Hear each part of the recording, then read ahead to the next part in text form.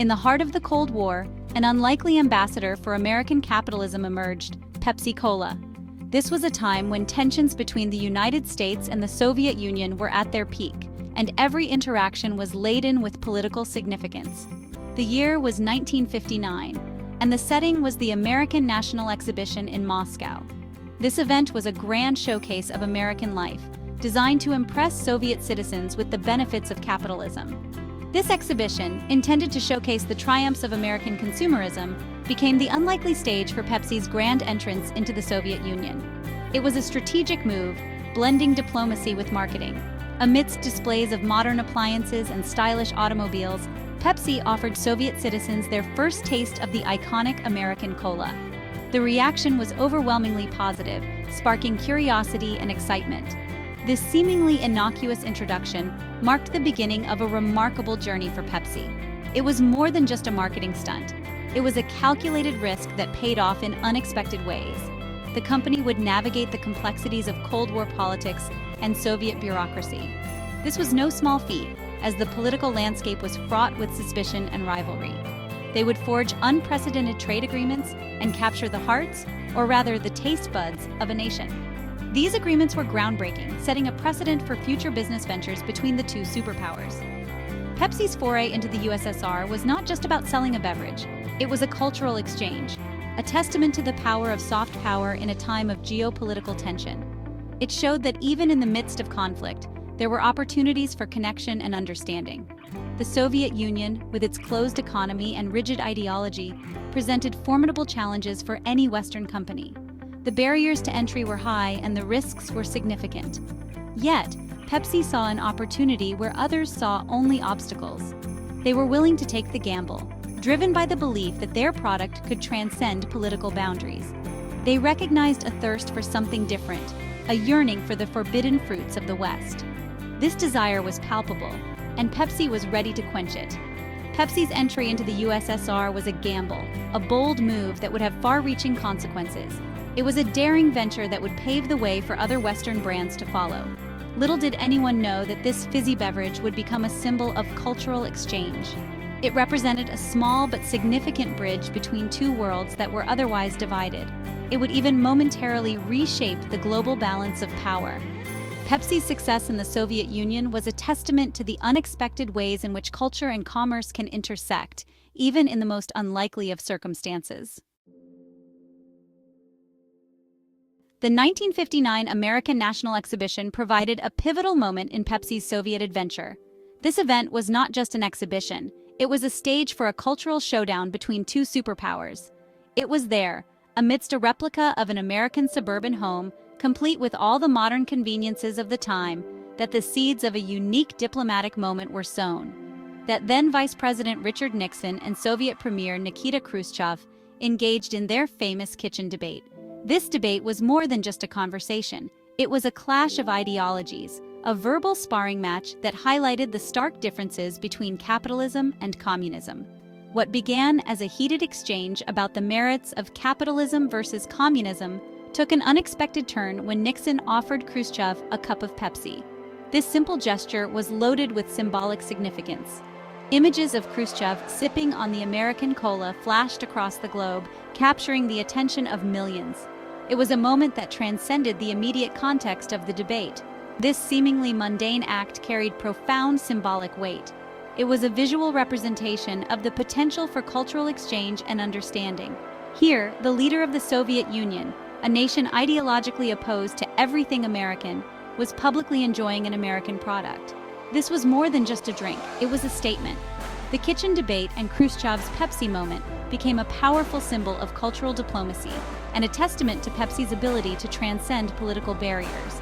It showed that even in the midst of intense rivalry, there was room for shared experiences. The image of Khrushchev enjoying Pepsi resonated with the Soviet people. It was a rare glimpse of their leader engaging with something from the West, something that was typically portrayed as the enemy. It chipped away at the barriers of Cold War propaganda, subtly suggesting that the divide between East and West might not be as insurmountable as it seemed. It hinted at the possibility of common ground between two seemingly irreconcilable ideologies. This moment was a small but significant step towards a more nuanced understanding of each other. Pepsi, intentionally or not, had become a pawn in a much larger game. It was now part of the cultural and political landscape of the Cold War. This iconic moment catapulted Pepsi into the Soviet consciousness. It was no longer just a soft drink. It was a symbol of a different way of life. The brand became synonymous with American ingenuity and the allure of the West.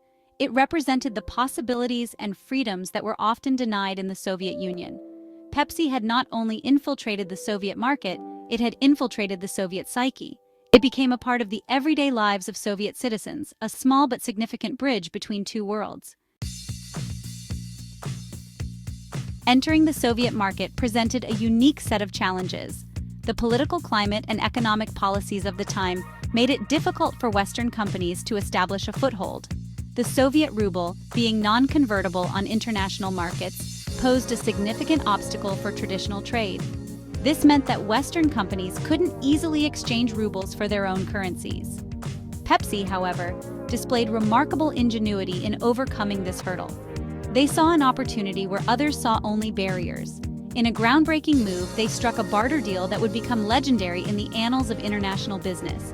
This deal was not just about trade, it was about bridging two very different worlds.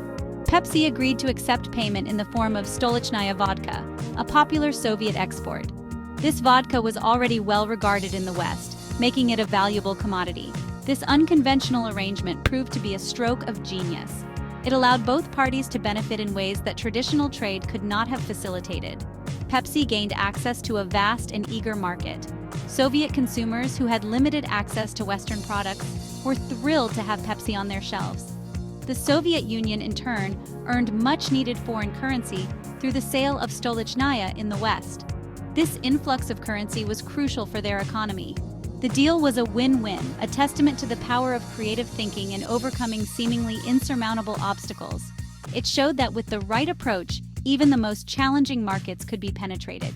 This barter deal transformed Pepsi into a major player in the Soviet economy. The company didn't just sell its product, it became an integral part of the local industry. The company built bottling plants across the USSR, creating jobs and stimulating local economies. This had a ripple effect, boosting local businesses and communities. Pepsi's success demonstrated that capitalist ventures could thrive even within the confines of a communist system.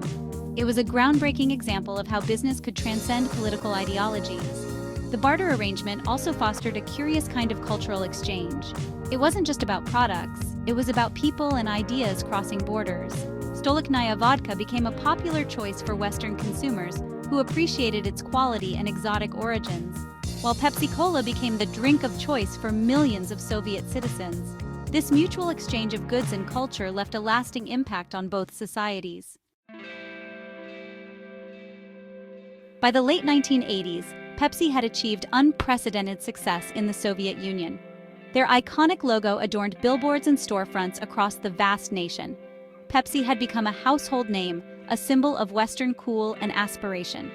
However, the company's most audacious move was yet to come.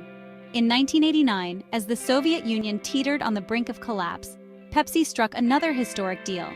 This time, they traded cola concentrate for a fleet of Soviet warships. The deal, valued at over $3 billion, made Pepsi momentarily the sixth largest navy in the world. This quirky episode underscored Pepsi's out-of-the-box thinking and their enduring commitment to the Soviet market.